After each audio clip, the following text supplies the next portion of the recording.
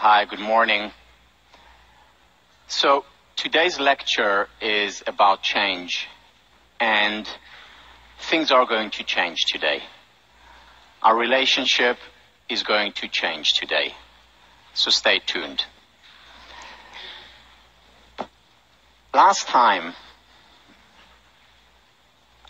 we ended by talking about the different kinds of change. The first approach, the gradual approach, like water wearing down stone, chipping away gradually, slowly, taking our time. The second approach, the acute change, the sledgehammer breaking stone, creating a new pathway, new channel. And the important thing to keep in mind with both forms of changes, with all form of change, lasting change that is, which is what we're about, not just the spike and the return to base level. The thing to keep in mind about change is that neither is quick fix. Even when we pick up that sledgehammer, even when we pick it up, we need to do a lot of work before the preparation.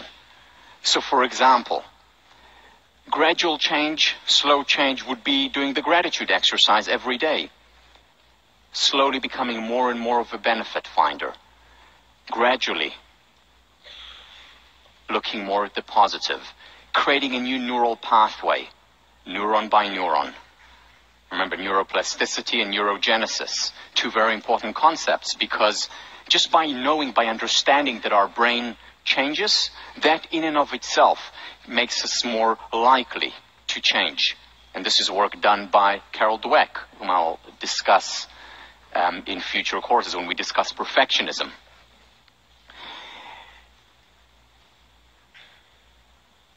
And then the sledgehammer example is like the eureka experience, the great insight that doesn't come in a vacuum.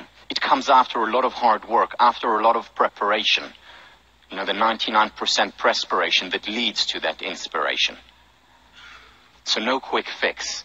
And the belief in quick fix, the expectation of a quick fix, that is one of the reasons why levels of depression are so high today. Because people are frustrated, they're disappointed, they think that there is something wrong with them when they don't succeed in the quick fix, but I just read in a book that it's possible, that if I do these 5 things, I'll be happy for the rest of my life. And I do these 5 things, and I'm not happier. And then I begin to question myself. No quick fix. It takes time. No 5 easy steps to happiness. Before we go into the change process, there are a few things we need to understand. The first thing to understand is this. Do you really want to change? Do I really want to improve certain things in my personality, things that, or character, or behavior, things that I don't like? And it's not a trivial question. It is not a rhetorical question. Because very often on the conscious level we may be saying yes, but on the subconscious level something is stopping us. Let me show you an example. So this is a study done by Langer and Thompson back in the 80s. And here is what they did. They brought students in, or participants in, and they asked them whether they wanted to get rid of a certain characteristic, like rigidity, or being gullible, or grimness. And they asked them whether they wanted to get rid of these characteristics and whether they succeeded in becoming better in this area. Were you able to introduce change? So were you able to actually become less rigid, if this was important for you to change, or less gullible, or less grim? So this is the first 2 questions that they asked. Did you want to improve on it? Did you want to change this? And the second question, were you successful? And then after they answered these questions, there was a second part to this study, where they asked them to evaluate the following positive characteristics. Consistency. Is it important to you? Is it important to you to be trustworthy? And how important it is for you to be and to be perceived as a serious person. Now here is the interesting finding in this research.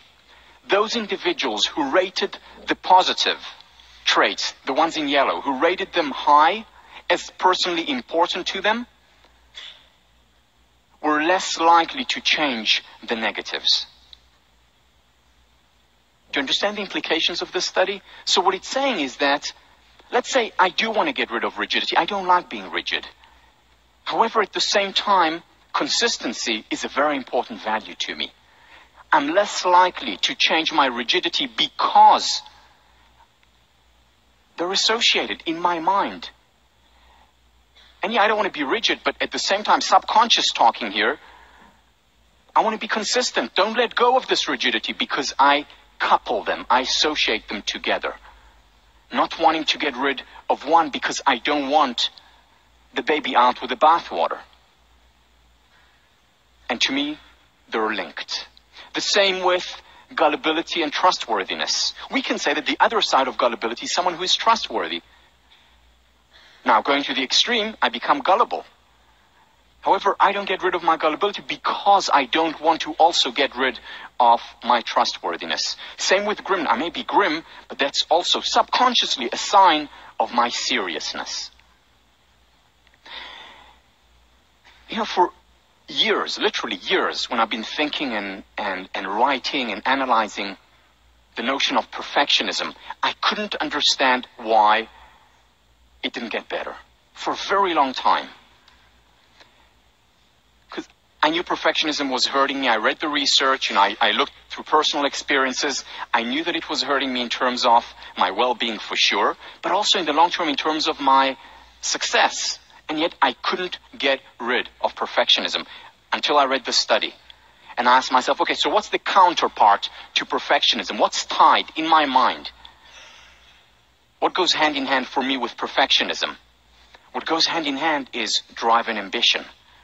Now, if I had to define myself, this is one of the first things that I would define myself as. I'm driven and I'm ambitious. And because I didn't want to lose these characteristics, my subconscious didn't let me, stopped me from getting rid of the perfectionism. Perfectionism, which I define as a debilitating fear of failure. A failure that prevents us, and we'll have a whole week on perfectionism, so we'll get more in depth. You'll understand what it means. And it was only once I understood that for me these two things go hand in hand, I was able to unpack them, to distinguish them, and said, I want to keep one, not the other. Or, for example, worry and anxiety. Again, I've mentioned this many times before. Next time I'll talk to you about the process that I underwent to overcome anxiety. Part of me, since the time I can remember myself, being anxious, whether it's before matches in squash, whether it's before exams, whether it's before speaking up in section when I was an undergrad. And I wanted to stop that. I didn't want that. However, I didn't let go of worry and anxiety because I also saw it with responsibility. Well, if I'm anxious, it means I'm responsible, so I prepare for class much more as opposed to just let go and become a slacker. So I associated a positive trait, which is responsibility. And remember Brandon, no one is coming. Very important trait, responsibility. But that prevented me from letting go, subconscious level, not conscious, of the worry and anxiety that I often experienced. Guilt. Again, there's good guilt, there's bad guilt. You know, it is. Well, I don't want to get rid of guilt because would that mean I'm not being empathic and sensitive toward other people? Very often we connect the two, they go hand in hand. Another couple is the notion of simplifying. This is something very personal to me. I wanted to do less because I knew that taking on too many activities was actually hurting me, was hurting my productivity, creativity, well-being. I couldn't simplify. Why? Because I associated in my mind with losing my edge. So I didn't let go. Or fault finding. We talked about this a week ago. Why do people not let go of fault finding? Why do they remain pessimistic? Because they connect it with a sense of realism. I don't want to stop being realistic. I don't want to be one of those detached Pollyannas, and therefore I don't let go of my fault finding. Happiness. One of the most significant barriers to people's happiness is that they associate happiness with slacking off. Because the dominant paradigm, the dominant mantra in our culture today is no pain, no gain. And if I'm happy now, i.e. not experiencing pain, it means I'm letting go. It means I'm not going to be successful. It means I'm going to lose my edge. It means I'm going to lose my drive and ambition. So our subconscious prefers to keeps us unhappy so that we don't lose the other things that we value highly. Things such as ambition, things such as having an edge, things such as our hard work. Now, of course, when we look at them, we know that they don't necessarily have to go hand in hand. On the contrary, for example, happiness, we know from the broaden and build theory that positive emotions are actually associated with higher levels of success. Or as I'll talk about after spring break when we talk about perfectionism, we know from research, you'll be able to connect it also in the person. Many of you will be able to connect on the personal level. We know that letting go of this fear of failure and coping, putting ourselves on the line more, learning from failures, looking at it as a stepping stone, that contributes to our success in the long term. It doesn't need to take away from our drive and ambition. On the contrary. And the key, if we want to overcome this fear of failure, or the worry and anxiety, or the guilt, or this lack of happiness, is very often, not always, very often about understanding or gaining a better understanding of these characteristics. For example, understanding that I want to let go of my fear of failure, the debilitating fear of failure, not just fear of failure, because everyone is afraid of failing to some extent. But to let go of the debilitating fear of failure and yet maintain my drive and ambition. So a more nuanced understanding. They don't need to go hand in hand. Or I never used to be able to say no to people. Such a short word, such an easy word, so difficult at times to say. Why? Because I see myself and I want other people to see me as empathic, as sensitive, as a nice guy. But then I unpacked the two. And I really, it doesn't have to go hand in. I can say no to people very sensitively. Because very often when I say yes to others, I'm saying no to myself. And in the long term, very often to the relationship. So now I have a better, more nuanced understanding of when I can say no and when I don't want to say no, while maintaining my sensitivity and my empathy, without experiencing the same levels of guilt that I experienced before whenever I said no. And the same you can do for every one of these characteristics. So think about, what if you wanted to change for a very long time and weren't successful in? Was it perfectionism? Was it, this very serious grimness, and you wanted to be more playful? Well, maybe you didn't want to get rid of it because you were afraid of losing your seriousness. And you don't need to. The baby can stay, the bathwater can go, if we have a more nuanced understanding of what it is we want to change. In section next week, you're going to do an exercise with your teaching fellows called sentence completion. In that exercise, this is exactly what you're going to do. You're going to identify, it's an exercise devised by Nathaniel Brandon. You're going to do an exercise that will help you identify what you want to get rid of and what you want to keep. And very often that switch that you make in your mind, subconscious as well as conscious mind, can open the floodwaters, the gates to a new channel, new pathway in our brain, real lasting change.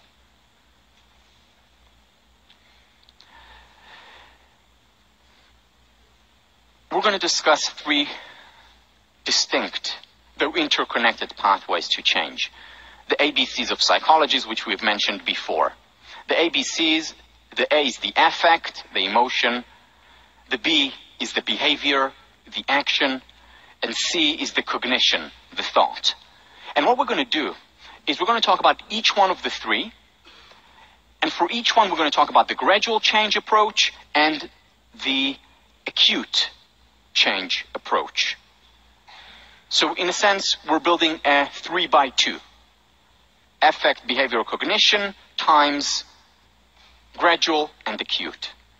And we're going to talk about 6 different approaches to change. These 6 approaches to change are interconnected. It's important to connect them.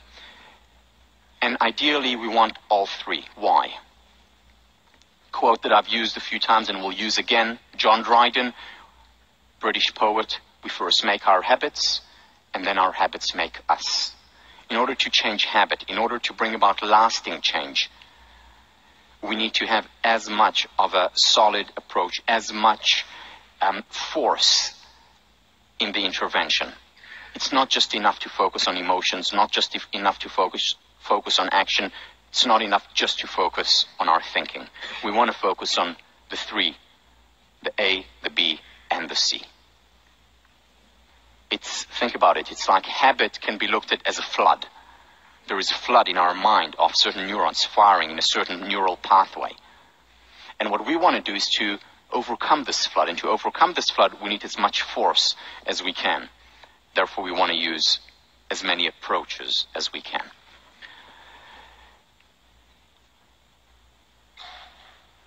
Before we jump into the A, one more thing. What do we want to change? What can we change? And what can we not change? So according to researchers led by the likes of Sonia Lyubomirsky, Ed Diner, happiness comprises, or to explain an individual's happiness, we need to look at three factors. The first factor is the genetic set range. It's not a genetic set point, it's a range. We're all born with certain predisposition toward happiness and well-being. Some people are born with, the smiley face, with a smiley spoon in their mouth. Others, less so. And we're all somewhere on this, bell curve. Some people luckier than others. As I've mentioned a couple of times before, I wasn't born that lucky. I was born more on the anxious side of this curve, not with this happiness spoon in my mouth. Which, by the way, I think helps me teach this class. Because I do these things, I apply these things, I make a difference in my life. Been there, done that, doing it. I can speak from personal experiences, as you know. Now, some people may look at it and say, that's terrible that we have a genetic set range. Well, my answer to that is, it's not good, it's not bad. It is. The law of gravity is not good, it's not bad. It is. And nature, to be commanded, must be obeyed. We need to look at our nature, understand it, and then make the best of it. About 50% of our levels of well-being, of the variance in explaining happiness, can be accounted for by genes. Which explains some of the results of, for example, the twin studies, why there were such similarities among the twins, even if they were, or between the twins, even if they were reared apart. Because genes matter. Not good, not bad, it is. They matter. 50%, not 100%, thank God, but 50% of the variance. The important thing to keep in mind is that we have a lot of control what we do with these genes. One could argue that success, and I'm just throwing out numbers, I don't know what it is exactly, but success of basketball players is determined 50% by genes in terms of how much fast twitch versus slow twitch they have in their muscles, how high they can jump, how coordinated they are, how tall they are. All these things matter. They go into and these are determined by genes.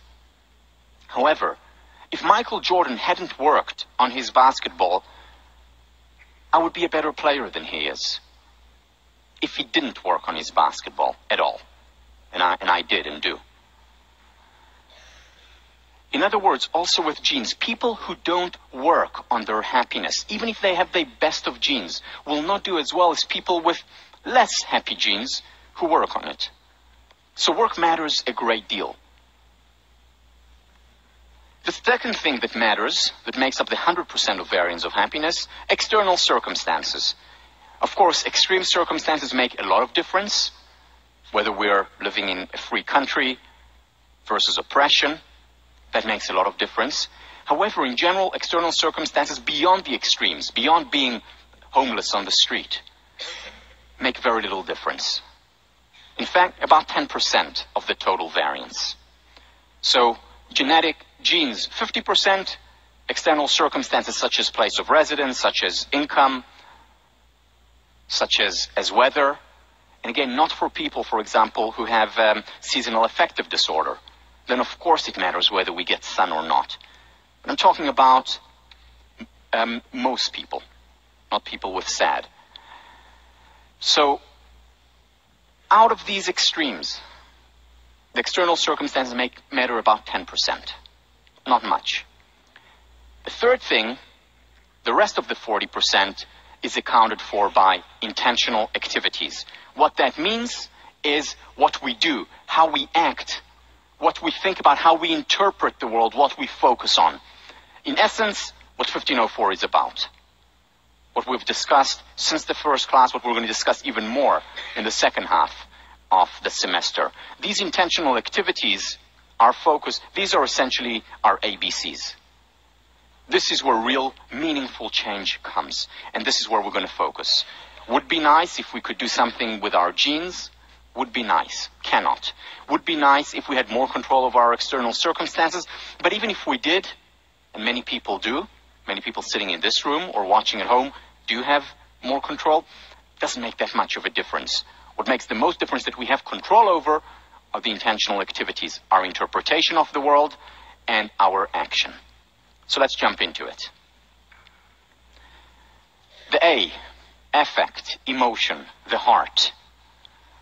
There's a connection between, an etymological connection, linguistic connection between emotion, motivation, motion. Emotion, to move away. Without emotion, we wouldn't move. You've read about it in the book, or you will read about it in the book, about Eliot, the person who Damasio researched, who just lost his emotional faculty, and with it lost all motivation to act or do anything, even though his cognition was in place. We need emotion in order to move. So I want to talk about, again, two aspects within emotion. The first, gradual change. The second, more acute change. The gradual change is mindful meditation. Mindful meditation is arguably the most powerful intervention for bringing about calm and equanimity. A lot of research on it. We're going to spend a whole week talking about it. Today what I want to do is just introduce it, the basic, the foundation of the spiral of mindfulness.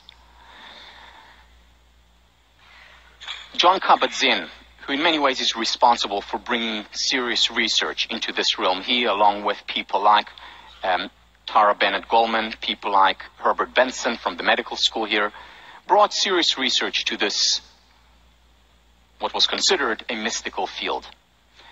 Cultivating mindfulness can lead to the discovery of deep realms of relaxation, calmness, and insight within yourself. The path to it in any moment lies no farther than your own body and mind and your own breathing.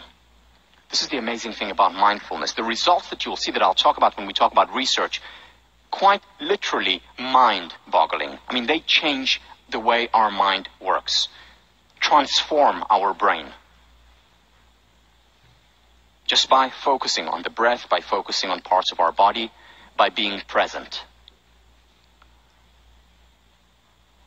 All of us have the capacity to be mindful. All it involves is cultivating our ability to pay attention in the present moment.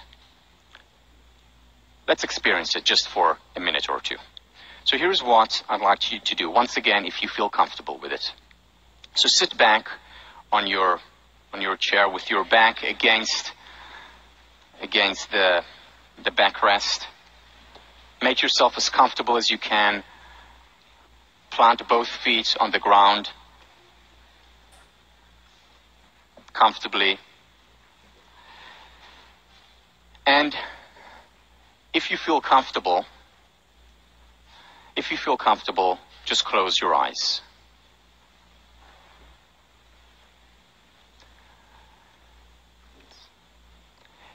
And move your attention to your breathing.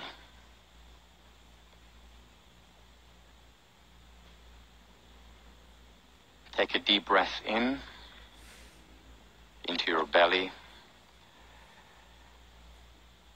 Slow, quiet, gentle exhalation.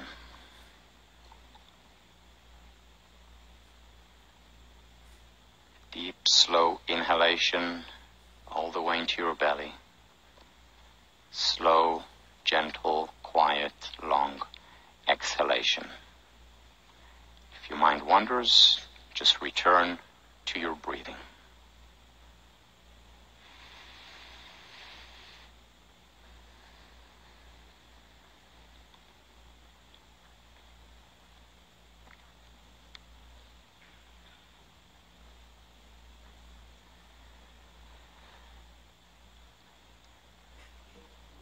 Now, in your mind's eye, just scan your body, your forehead, your eyes, your nose, mouth, your neck, your chest, your upper back, lower back, your legs, all the way down to your feet. Just scan your body while continuing to breathe deeply, slowly, and gently.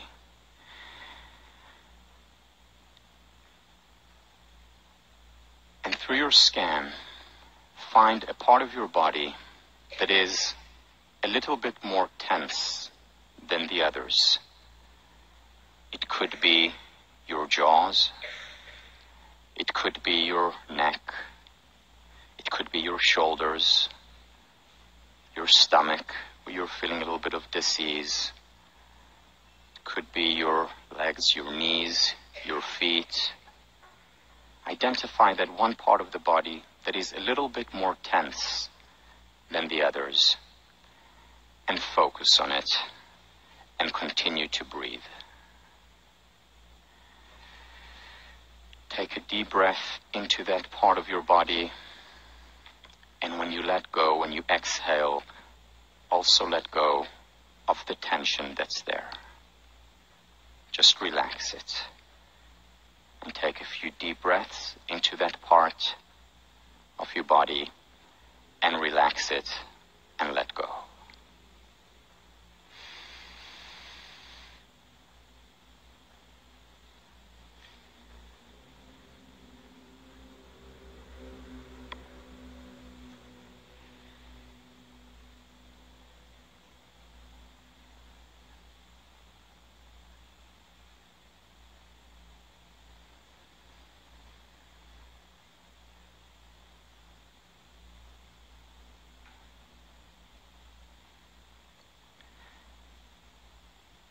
Return your focus to your breathing. Take a deep breath in. Slow, gentle, quiet, long exhale, relaxing with the exhalation.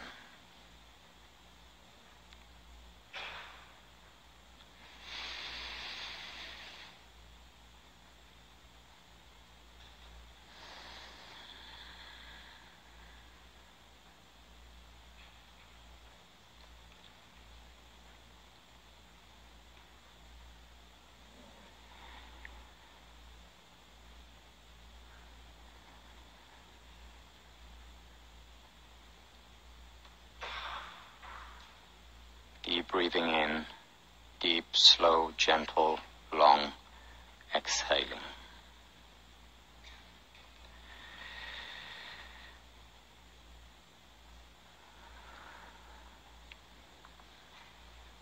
And at the end of the next exhalation, gently, slowly, quietly open your eyes.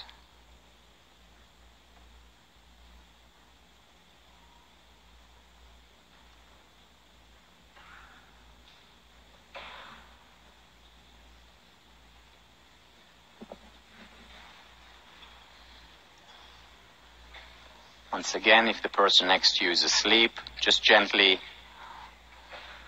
wake them up.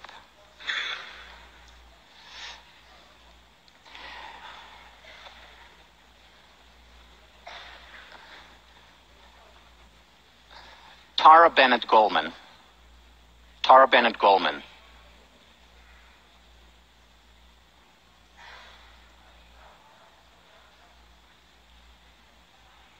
If someone is speaking in their sleep, please wake them up.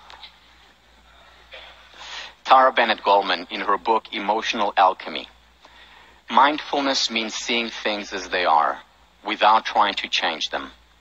The point is to dissolve our reactions to disturbing emotions, being careful not to reject the emotion itself. This is what permission to be human is all about. Allowing the emotion, experiencing the emotion, and just breathing through it. And very often, when we do that, not always, but very often, it dissolves. And with it, with the emotional dissolution of the emotion, comes also the psychological dissolution of this painful emotion. Again, we'll talk much more about this very important intervention after spring break.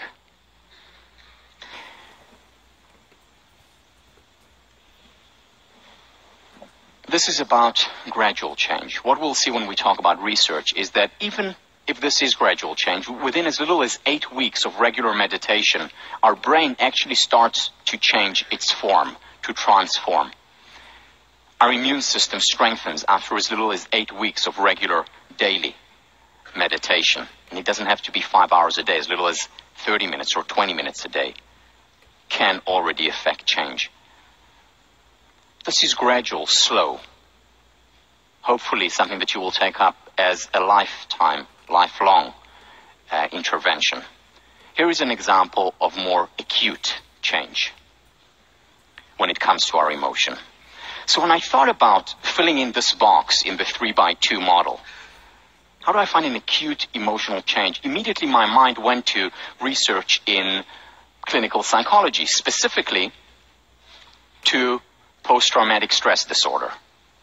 Post-traumatic stress disorder, something that has been studied, thousands and thousands of articles, research done in our department too.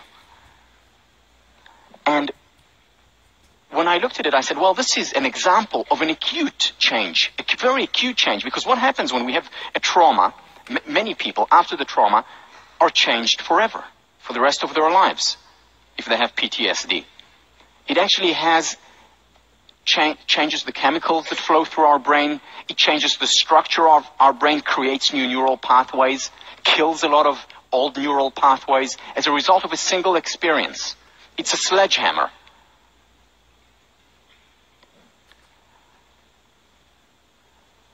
It is very widespread, unfortunately. I mentioned it last time, 30% of Vietnam vets have PTSD. 30%. 8% from the first Gulf War have PTSD. As I mentioned, we don't have the exact data yet from the second Gulf War, but the numbers are likely going to be higher than that. After 9/11, or before 9/11 rather, there were 20,000 individuals with PTSD south of 110th Street, New York. Right after 9/11, 60,000 individuals with post-traumatic stress disorder. Now this has consequences. Again, it has consequences on the way our brain functions very often, not always, but very often for the rest of our lives. So this is an acute change. It comes immediately, one trauma, 9/11, or seeing something terrible in war. And then that often has an effect for the rest of for the entire life. It's a shock treatment, a negative shock treatment. Now when I look at PTSD, and when I thought about it, I asked, okay, so what does positive psychology have to do with this? I mean, this is clinical psychology. This is quote-unquote negative psychology. Well, the answer is a lot. First of all, a lot of research starting only in 1998, again, 10 years ago, the time when positive psychology came onto the scene. Research on post-traumatic growth. And what was found was that, in fact, more people experience growth as a result of a trauma than PTSD. However, we don't talk about post-traumatic growth. Everyone knows about PTSD. But again, this is another example of where the light is not shed on something that is actually working well. And what is working here? Most people are extremely resilient, able to withstand trauma. And that is a very empowering understanding to have. It will become more of a self-fulfilling prophecy, and more people will experience post-traumatic growth if they only knew that it was a possibility, that it was common. If they didn't feel guilty about experiencing growth as a result of trauma. How can I grow after what I saw, what I experienced in Vietnam. It's wrong. Again, things don't happen for the best, but some people are able to make the best of things that happen. Post-traumatic growth. It happens when people begin to focus on the benefit. So what is the benefit of this trauma? It didn't happen for the best, but what have I learned from my cancer, for example? Well, to be closer to my family, to appreciate a breath, to appreciate the flowers, to enjoy my friends more. Didn't happen for the best, but I did make the best of it, benefit finding. Or many people are able to find meaning in it through journaling, and we'll talk about journaling next class. Or people who are able to share their experiences of the trauma. Remember the difference between Holocaust survivors and Vietnam vets. Holocaust survivors shared, talked about it, wrote about it. Vietnam vets ruminated about it. Going back to the Lyubomirsky study. And when you just ruminate without sharing, without taking it out, it becomes stronger, and then it's more likely to become PTSD. But it doesn't always do that. And it's important to understand the mechanism of post-traumatic growth. So here's the question that I had. This is a positive psychology course. Remember what positive psychology is that it focuses on what works. So the question that I asked myself as I was preparing for this course was this. Is there a positive equivalent to trauma? Something that is so powerful, yet positive, that will change the way our brain functions in an instance. Like a sledgehammer. Is there something like that? Or in other words, what I asked is, can a single positive experience create a positive channel that will lead to a permanent increase in well-being, calm, and positive memories? In other words, the opposite of PTSD. And again, ask and you shall receive. A question begins a quest. And as soon as I asked this question, it opened up channels that I didn't see before, that were literally right in front of my eyes. And this was the work that I've studied for many years of one of my intellectual heroes, Abraham Maslow, who talks about the peak experience.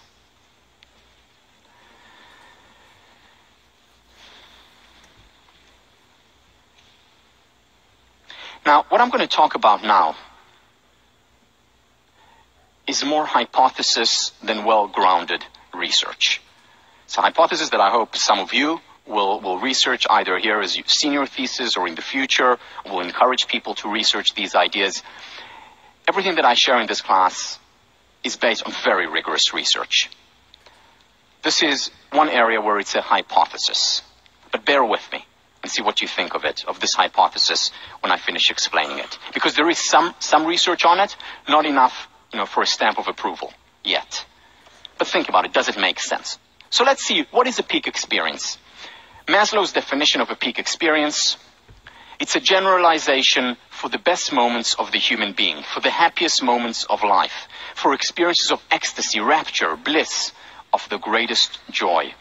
I found that such experiences came from profound aesthetic experiences, such as creative ecstasies, moments of mature love, perfect sexual experiences, parental love, experiences of natural childbirth, and many others.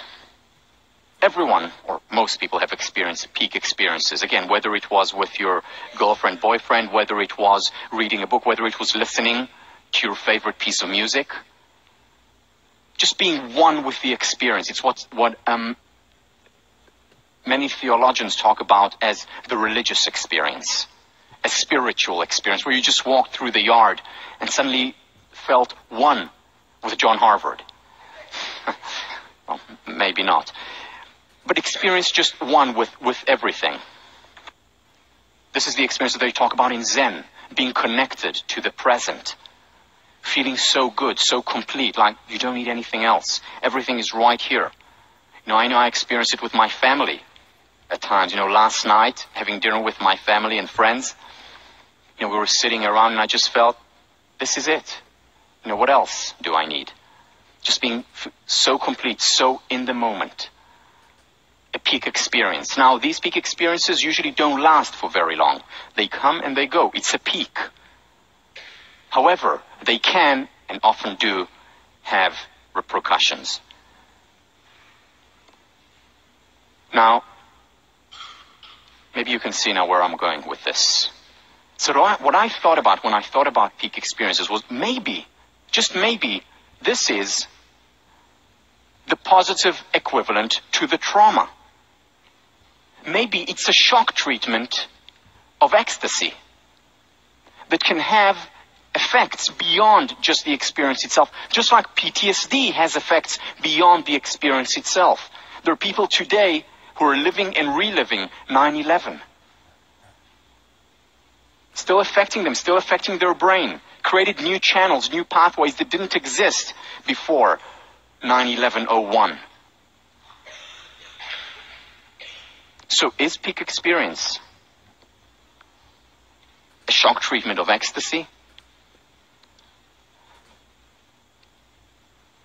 If peak experience is the positive equivalent of a trauma, then the equivalent of a post-traumatic stress disorder is what I call post-peak experience order. I know, cheesy, but I think there is something behind it. Some research on it, some, very little, but I think it actually works. So one of the research studies that was done on it was by one of Maslow's students. She studied women after childbirth. And what she found was that sometimes, not always, in fact, not most times, but often, these women experienced a peak experience and it changed their lives. As a result of it, they became more confident, more generous and benevolent, and happier, just as a result of a single experience. A shock treatment of ecstasy, something which happened to them, which meant so much to them. Now, they did this research in the early 50s or early 50s. Today, it may also happen more often with men, because men today are more likely to be present when the child is born. I know that when David was born, I burst out crying. It was a very powerful experience when it happened. Certainly a peak experience for me.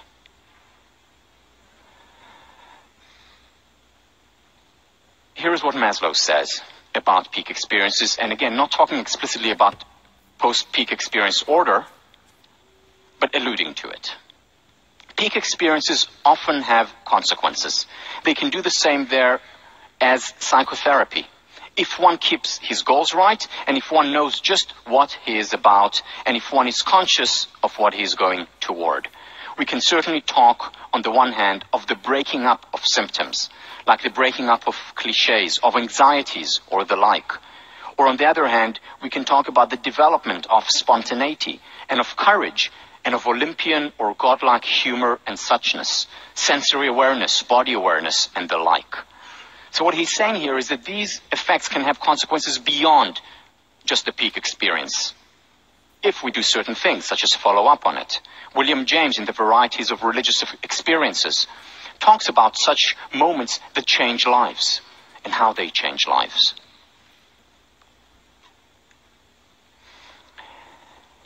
Peak experience can quite literally lead to a new brain order. And again, the jury's still out on the research, but there is more and more suggestions, and we'll talk about it next time as well, that show that there is something there. That it can be the positive equivalent of a trauma, if we know what we do to do with it. And here is the important issue. The question is, first, do we experience peak experiences and experience more of them? And second, after we experience peak experience, how can we make it more likely that we enjoy PPEO? Because just like not everyone after a trauma experiences PTSD, in fact, the majority don't, just in the same way, most people don't experience PPEO after a peak experience. How do you increase the likelihood, first, of increasing peak experience, and second, of increasing the likelihood of post-peak experience order? So to enhance peak experience, just very briefly, because essentially the course is about that. So I'm going to just throw out a few ideas that we've talked about, or some that we will talk about. First, permission to be human. Acceptance, accepting emotions. Why? Because if we don't accept painful emotions, if we don't give ourselves the permission to be human, we're blocking our emotional pathways. And positive emotions and painful emotions often flow through the same emotional pathways. And when we're limiting one, we're very often limiting the other. So if we open up the pathways, give ourselves the permission to be human, give ourselves the permission to cry when we're sad or ecstatic, that very often opens up, makes it more likely that we experience positive emotions as well. Paradoxical, but this is the paradox of the permission to be human. When we give ourselves the permission to experience painful emotions, we're more likely to experience the positive emotions. Mindfulness, being present. A lot of times when we're listening to music, for example, really listening to music, not just having it as a background while text messaging, doing homework, and talking to our friends. But when we really listen to music that we love, very often we have a peak experience, being present. According to Maslow's research, these are two of the most likely areas where we can experience the peak experience. And by the way, this I believe is innate. You know, even I see with Shirelle, my 1-year-old daughter, you know, when there is music, when we dance, she laughs. This is not something we taught her. I think we're born with this inclination for music and dance. We need to take time for that. Having a meaningful goal, when we're on purpose, when we're doing things that we love to do, when we're doing is meaningful and significant to us, we're much more likely to experience peak experiences. Finally, one of the greatest barriers in our culture, time. It's very difficult to experience peak experiences when we're on the rush, when we're stressed and anxious. These are peak experience killers. Whether it's when making love, whether it's when listening to music, whether it's when spending time with friends, or all of the above together. How do we enhance the likelihood of PPEO once we've experienced peak experience? First thing, replaying and imagining. Remember, the mind doesn't know the difference between the imaginary and the real. It plays it over and over again. And when we play it over and over again, the neural pathway is reinforced. The sledgehammer begins the neural pathway, and then we reinforce it through replaying, through imagination. Writing about it. This is going to be your response paper next week. Writing about a peak experience.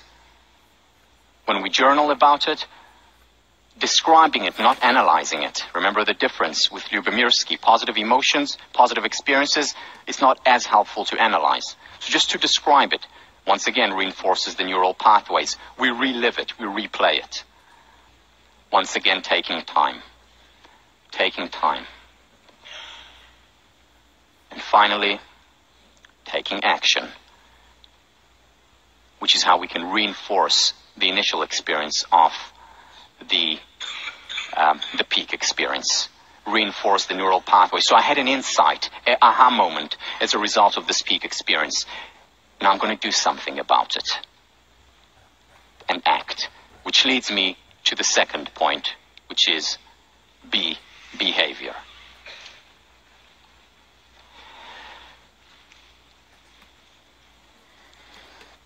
I've been teaching and participating in workshops and seminars and classes on self-improvement, psychology, positive psychology, clinical psychology for almost 20 years.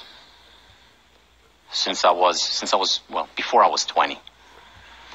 And what I noticed in other people's workshops or in my workshops and seminars and classes is the following. Most people, if the workshop or the class is good, exit the classroom or the weekend or the semester, if they were here before, they usually experience a relative high after. But there are two groups of people. Both groups experience a relative high. The first group, which unfortunately are the majority, after that high, go back to their base level of happiness. Something we're familiar with. The second group, not the majority, but not a small minority, experience that high after. That high doesn't last forever. However, they go back, but when they go back, their base level of well-being is higher than it was before. And they continue to have their vicissitudes, but this time along a higher base level of happiness than before.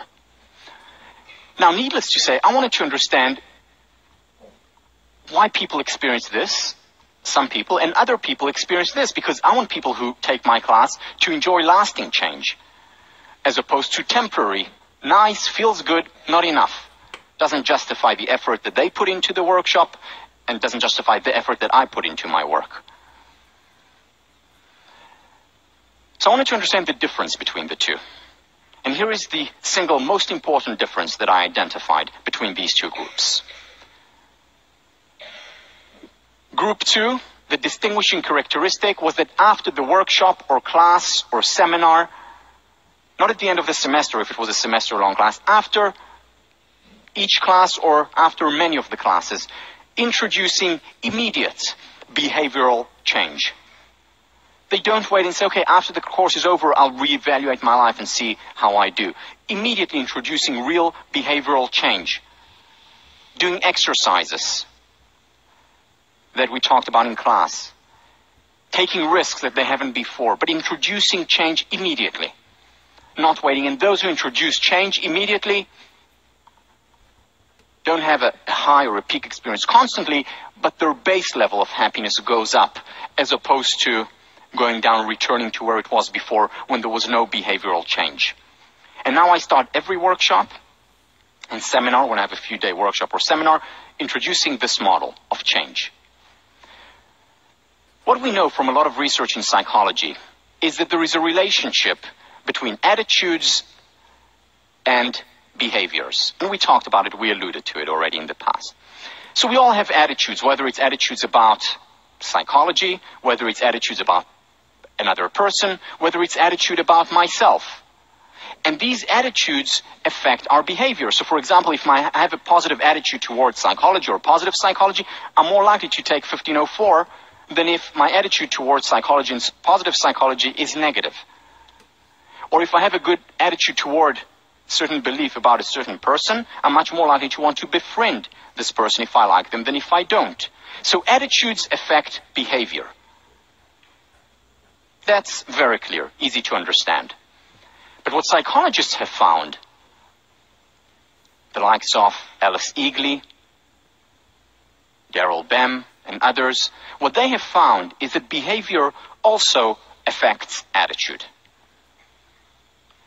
It works both ways. So if I behave in a certain way, it is likely to change my attitude in accordance with my behavior. And remember, we talked about it. Why? Because we have an attitude, and our behavior is the outside world. The mind doesn't like when there is incongruency between the inside and the outside. So if we behave a certain way, the attitude is going to be pulled down to reflect that behavior.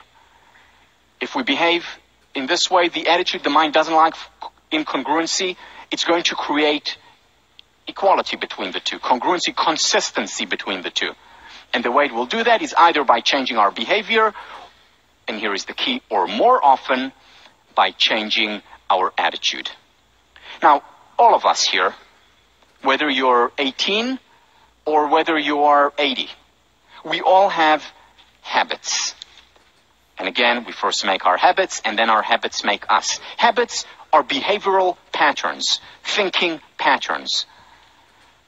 Behaviors are more powerful, action is more powerful than words.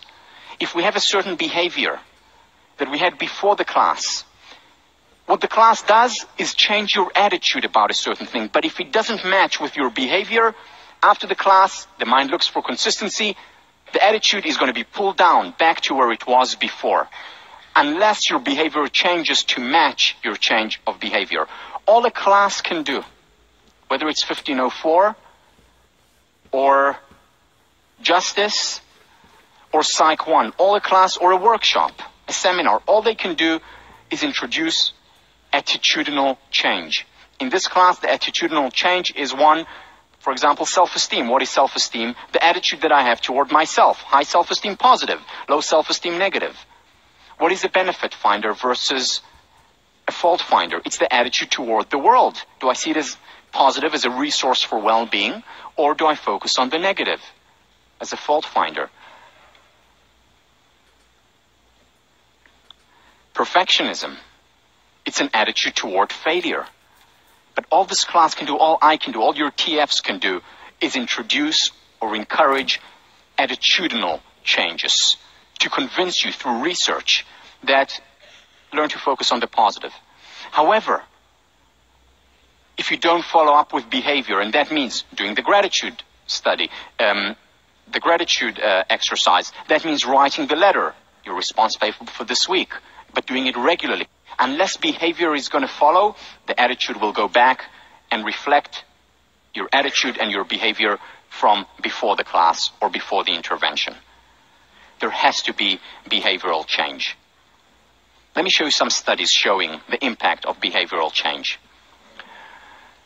This was done prisoners of war in American prisoners of war during the Korean War. And what Edgar Schein, who's just across the street here at MIT, showed was that the captors of the Americans got them to change their mind about communism, about the Chinese captors. How? Gradually. By simply asking them, write about the good things within communism. We know you don't like communism, you wouldn't be fighting us if you did. But write about the positives of it. Write it to your prison mates. Write letters home, telling them how you're being treated. And making sure, of course, that they only focus on the good. So they didn't ask them to lie necessarily, though often they did. But they asked them to focus on the positive. Over time, their attitude actually changed. And they became actually more open and more positive toward their captors. Because their behavior, writing letters, talking to their friends about it, they had to give lectures on it, was one of, I feel positive about this, and their attitude over time actually changed and they became more positive. Cognitive dissonance, those who've taken Psych 1 or others heard about it. Cognitive dissonance is when there is incongruence between two thoughts, when two beliefs are conflicting. We don't like it, we want there to be a match. Or when there is a conflict between behavior and a belief. And what cognitive dissonance says is that this dis-ease has to be resolved.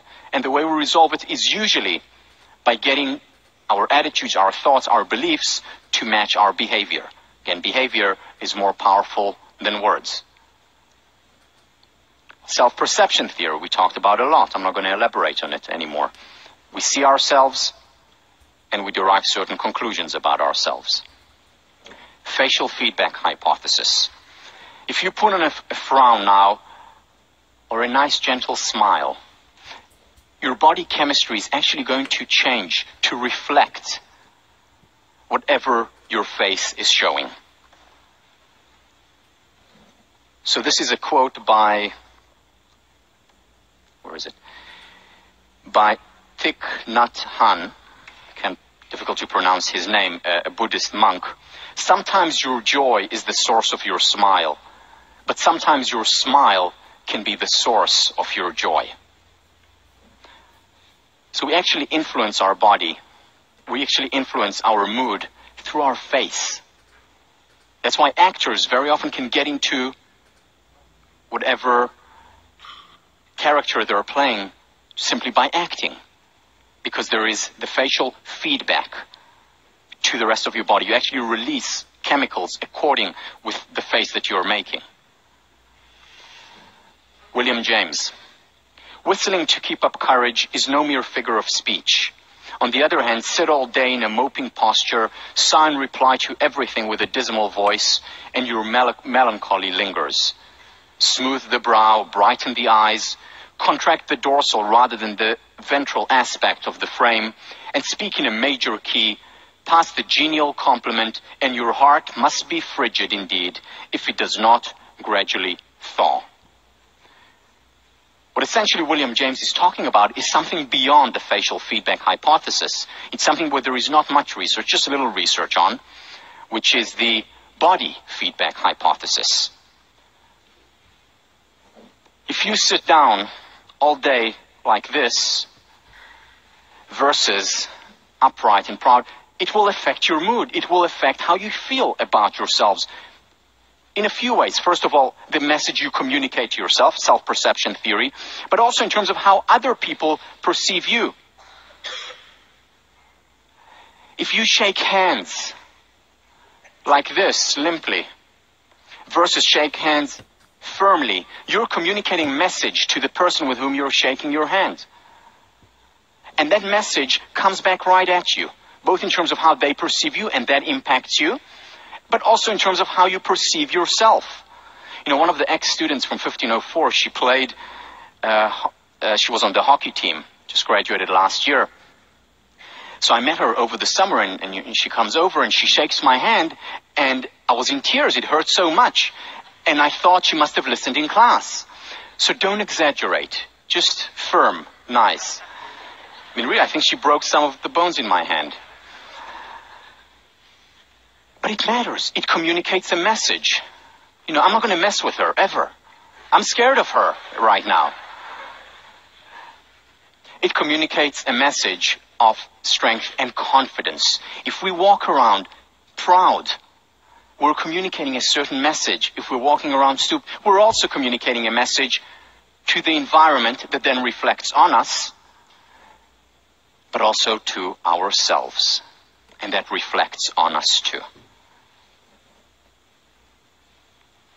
And finally, I want to share a study with you. This is by Hammerly. This is a study done. You know what?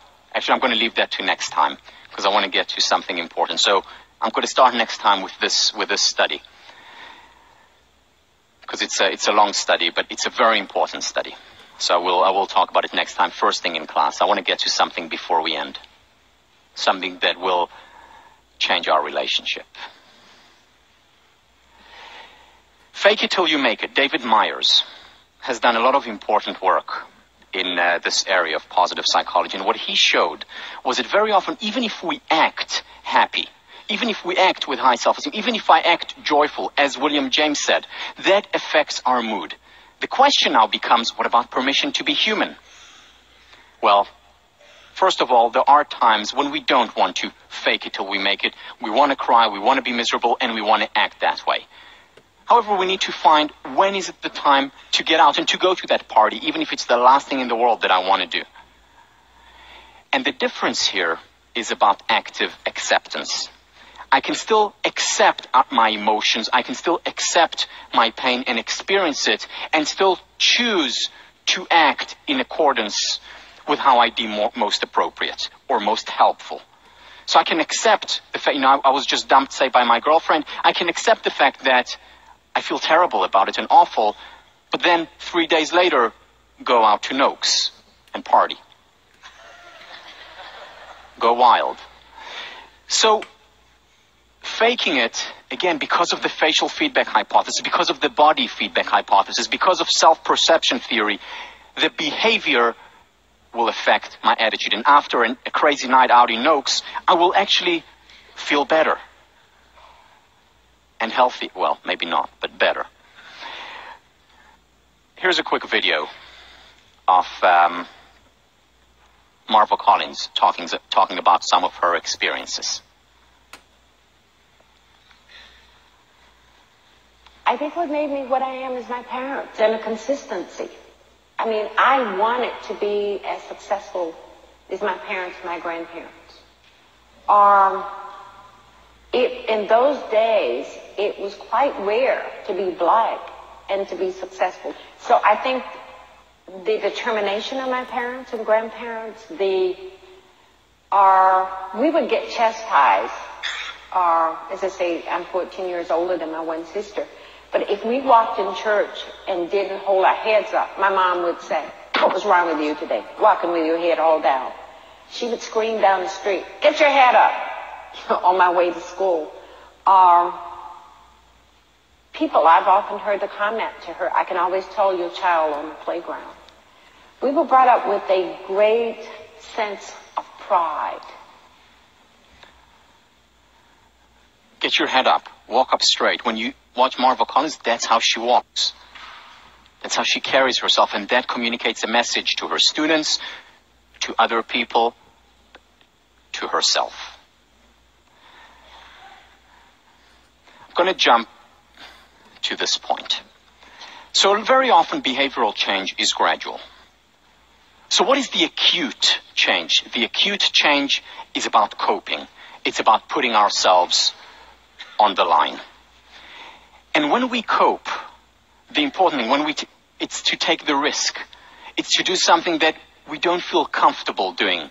In other words, it's about exiting our comfort zone and entering our stretch zone. Now, what I want to do now is share with you two stories from my past. Two stories that initially will seem unconnected, but as you will understand soon, are very much connected. One a difficult story, the other a difficult story. My first memory. Most people have a first memory. The first thing that you remember. My first memory is from September 1973. I was almost 3 years old. And it was Yom Kippur, the holiest day of the year. And I remember being at home and suddenly the phone rings. Now the phone, my parents, Orthodox, I was raised Orthodox, the phone never rings on Shabbat, on a Saturday, let alone on Yom Kippur, but the phone rings. Both my parents, I remember them jump up and run to the phone. My dad picks it up. And I'm standing between my parents. He looks at my mom and says something, whispering. Couldn't hear what it was. But my mom's face changes. And there is terror, fear in her eyes. And I begin to tear. And my dad picks me up and says, I'm going for a few days, but I'll be back. Now I know what happened. So what happened was that my parents got a call from my uncle, who at that time was doing his reserves in the military. He's in intelligence. And war had just broke out. Yom Kippur, the holiest day of the year in Israel. The Israeli military most of the people are not on the borders, not protecting. It was a complete surprise. 5 Arab armies launch a war against Israel. My dad puts me down, goes to his room. From the top of I still see him taking out his army uniform, putting it on, taking his M16 submachine gun, putting it on, putting on his shoes, tying them. And my mom all the while with him, making him things. They're talking, once in a while smiling at me, but I sense a tension there. I don't know why. We then walked down to my dad's car, had a old turquoise Ford Cortina. He takes shoe polish and paints the lights of the car. Why? Again, later I know, because at night, when you drive with your lights on, you don't want the lights to be too bright in case of an air raid. So he paints the lights, and I watch him do all that. And then he picks me up and hugs me and says, once again, I'll be back in a few days. Gets into his car, and I begin to sob uncontrollably. One of our neighbors, whose name is Shalom, he's too old to go into the army, so he's standing there. We all look at my dad going off in the car, picks me up, and I'm crying. And he looks at me and says, Tal, do you want to be a soldier like Abba, like your dad, when you grow up? And I say, yes, I do. Well, soldiers don't cry. And I stopped crying. And I didn't cry for almost 20 years after that. And then I came to Harvard, and I started to study psychology. You know where I'm going, right? And I started to study psychology, and studying psychology, I realized that one of the things that I wanted to work on, one of the most important things that I wanted to work on, was getting in touch with my feminine side. You know, in Jung's language, yin and the yang, the anima and animus. I wanted to be more in touch with my feminine side because I knew that it wasn't healthy to repress emotions. I was repressing painful emotions. The exact same thing happens with positive emotions, same emotional channels. But I grew up in a culture that's very macho. Men don't cry. We're soldiers. We're tough. We can handle anything. And that's the culture that I grew up in. And again, this was my first memory. I heard the same thing over and over and over again. The same message. It's not cool. It's not manly to show emotions. It reminds me, after losing one of the most important squash tournaments for me, losing the national championships after I'd won it the year before. Surprise, wasn't supposed to lose it, was supposed to win. I go to my house with my girlfriend after, and we're just hanging out, and suddenly she begins to cry. And I say to her, "Why are you crying?" And she said, "I'm crying because you're not crying." Because she understood how important it was for me. And this is how I basically experienced my childhood, teenage, being tough, being macho. And then I came here and I understood I need to let go. I need to be more in touch with the feminine side. So this is story number 1. Let me move on to story number 2. One of the students that I had here, some of you may know her, class of 04, was Lindsay Hyde. Lindsay Hyde studied with me. We had one-on-one tutorial as well. We worked a lot together. Lindsay Hyde is the founder of Strong Women, Strong Girls. Wonderful organization, part of PBHA. She founded it now, a national organization. I was also one of the founding board member of that organization. Wonderful stuff, swsg.org for those of you interested.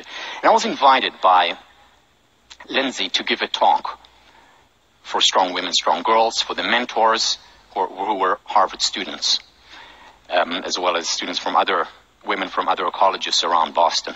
And I gave a talk, and here is Lindsay. Here she is with one of the students, third grade student, whom she mentors, and other Harvard students mentor, and do wonderful work. And I believe in this organization. I support it from the get-go almost. And I gave a talk, and the talk was about teaching the importance of role modeling. It was about integrity. Talked to them about Marva Collins and about the important work that they were doing. And at the end of the talk, which went well, I think for myself, for the participants, I got a present, a gift, a token of appreciation. And the present was a shirt. It wasn't any shirt. It was a pink shirt, a color I don't normally wear. Certainly never wore it in Israel. Not only was it a pink shirt, it was, since it was a Strong Women, Strong Girls shirt, it was also a very small shirt, more suited for the third graders than for older ones. But still, they said, we want you to have it as a token of our appreciation. And then I made a mistake. And I said, jokingly, of course, was teaching 1504 at the time, I said jokingly, I will wear the shirt to class, and laughed. And here it is, the shirt that I got. And then there was another student of mine from 1504, Tori Martin, who ran the organization at that time, took over from Lindsay at Harvard. And Tori Martin said, I'm going to hold you to it. And I laughed and then almost cried. Because what do you mean hold me to it? I mean, I was joking. She said, look, you just talked to us about the importance of integrity, which I did. I mean, look here, integrity, it's even on behind. I did. And I said, that's right, I did. So what, am I going to go back on my word? That's one of my core values, integrity. And then my whole childhood flashed before my eyes. And I thought about something that Churchill said, which was, find opportunity in difficulty. So I looked for the opportunity, and here was an opportunity handed to me in a pink shirt to be more in touch with my feminine side. So ladies and gentlemen, Spring Fashion 2008.